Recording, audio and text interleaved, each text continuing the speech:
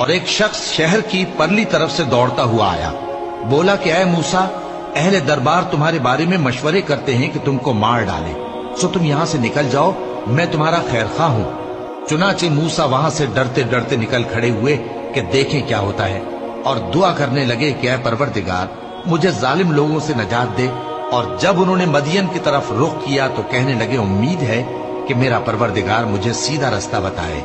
اور جب مدین کے پانی کے مقام پر پہنچے تو دیکھا کہ وہاں لوگ جمع ہو رہے اور اپنے مویشیوں کو پانی پلا رہے ہیں، اور ان کے ایک طرف دو عورتیں اپنی بکریوں کو روکے کھڑی ہیں۔ موسیٰ نے ان سے کہا، تمہارا کیا کام ہے؟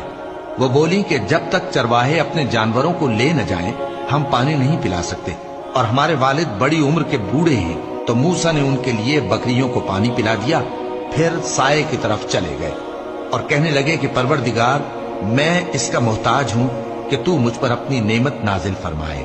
تھوڑی دیر کے بعد ان میں سے ایک عورت جو شرماتی اور لجاتی چلی آتی تھی موسیٰ کے پاس آئی، کہنے لگی کہ تم کو میرے والد بلاتے ہیں کہ تم نے جو ہمارے لیے پانی پلایا تھا اس کی تم کو اجرت دیں۔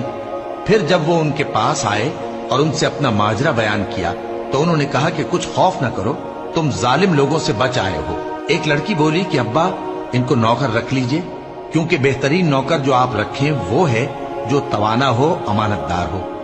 انہوں نے موسیٰ سے کہا کہ میں چاہتا ہوں کہ اپنی ان دو بیٹیوں میں سے ایک کو تم سے بیاہ دوں، اس عہد پر کہ تم 8 برس میری خدمت کرو، پھر اگر 10 سال پورے کر دو تو وہ تمہاری طرف سے احسان ہوگا، اور میں تم پر تکلیف ڈالنی نہیں چاہتا، تم مجھے انشاءاللہ نیک لوگوں میں پاؤ گے۔ موسیٰ نے کہا کہ مجھ میں اور آپ میں یہ عہد پختہ ہوا، میں جو مدت چاہوں پوری کر دوں، پھر مجھ پر کوئی زیادتی نہ ہو، اور ہم جو معاہدہ کرتے ہیں اللہ اس پر گواہ ہے۔